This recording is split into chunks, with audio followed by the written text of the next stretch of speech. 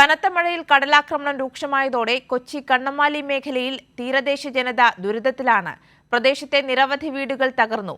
സംസ്ഥാന സർക്കാർ നിർമ്മിച്ച ചെല്ലാനം ടെട്രോപോഡ് കടൽഭിത്തി കണ്ണമാലിയിലും നിർമ്മിക്കണമെന്നാണ് നാട്ടുകാരുടെ ആവശ്യം.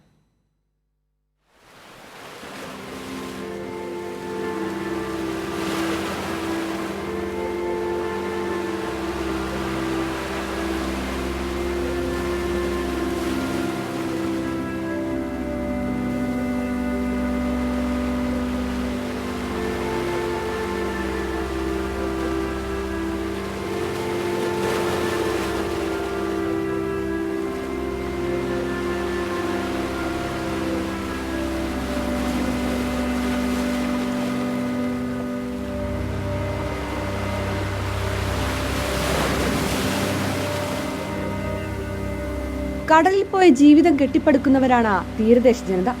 അതേ കടൽ ആർത്തിരമ്പെത്തി ഇന്നീ മനുഷ്യരുടെ സകലതും കൊണ്ടുപോയി. വീട്ടുപകരണങ്ങളെല്ലാം ഒഴുകിപ്പോയി. വീടൊക്കെ ഇവിടെയൊക്കെ ഇടിഞ്ഞു പൊളിഞ്ഞു വീണു. പുതിയ വീട് വെച്ചതാണ്, കടവും കൂടി തീർന്നിട്ടില്ല. തറ മൊത്തം പോയിരിക്കുകയാണ്. തറയുടെ തുളച്ചാണ് വെള്ളം കയറുന്നത്. സ്കൂളിൽ പോകാൻ പറ്റില്ല, എങ്ങനെ ഇവിടെ നിന്നൊക്കെ പോകണം, നമ്മൾ തിരിച്ചു വരുമ്പോൾ നമ്മുടെ വീടുണ്ടാവും. അങ്ങനത്തെ ഒരു മനസ്സിലായി. നമ്മൾ ക്ലാസ്സിലൊക്കെ പോകുമ്പോൾ നമുക്കൊരു ആശങ്കയാണ്, എന്താണ് തിരിച്ചു വരുമ്പോൾ വീടുണ്ടാവും. ബാത്റൂമിൽ പോകണമെങ്കിൽ പോലും ഇവിടെ നമുക്ക് പോകാൻ പറ്റില്ല. നമ്മൾ എങ്ങനെ പോകും? എന്തിനാ ജിയോ ബാഗ് വെച്ചിട്ട്? കടൽ ആനടിക്കുമ്പോൾ ജിയോ ബാഗ് വന്ന് വീടിൻ്റെ മുറ്റത്ത് തടക്കണം. റോഡ് തടഞ്ഞെന്ന് പറഞ്ഞാൽ ഞങ്ങൾക്ക് വേറെ മാർഗ്ഗമില്ല. കണ്ണമാലി മുതൽ കൈതവേലി വരെയാണ് കടലാക്രമണം രൂക്ഷമായത്. നാശനഷ്ടവും വ്യാപകം. ചെറിയ കടവ് ഭാഗത്ത് 8 വീടുകൾ തകർന്നു. സംസ്ഥാന സർക്കാർ നിർമ്മിച്ച ചെല്ലാനം മാതൃകയിൽ ഒരു കടൽഭിത്തി എന്നതാണ് കണ്ണമാലിക്കാരുടെ സ്വപ്നം. എന്നാൽ കേന്ദ്ര സർക്കാർ ആ സ്വപ്നത്തിന് തടയിട്ടു.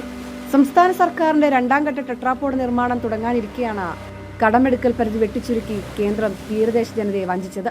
ചെല്ലാനത്ത് രൂക്ഷമായ കടലാക്രമണം ഉണ്ടായിരുന്ന പ്രദേശമാണ്. അതിലിപ്പോൾ 7.5 കിലോമീറ്റർ ടെട്രോപാഡ് നിർമ്മിച്ചുകൊണ്ട് അവിടുത്തെ പ്രശ്നം പരിഹരിച്ചെങ്കിലും ഇപ്പോൾ കണ്ണമാലി പുത്തൻതോട് മുതൽ ഏതാണ്ട് കൈതവേലി വരെയുള്ള പ്രദേശത്ത് രൂക്ഷമായ കടലാക്രമണം നേരിടുകയാണ്. 7.32 കിലോമീറ്റർ ടെട്രാപോഡ് കടൽഭിത്തി നിർമ്മിച്ച ചെല്ലാനത്തെ മനുഷ്യരെ സുരക്ഷിതമാക്കിയ സർക്കാരിലാണ് ഇനി കണ്ണമാലിക്കാരുടെ പ്രതീക്ഷ.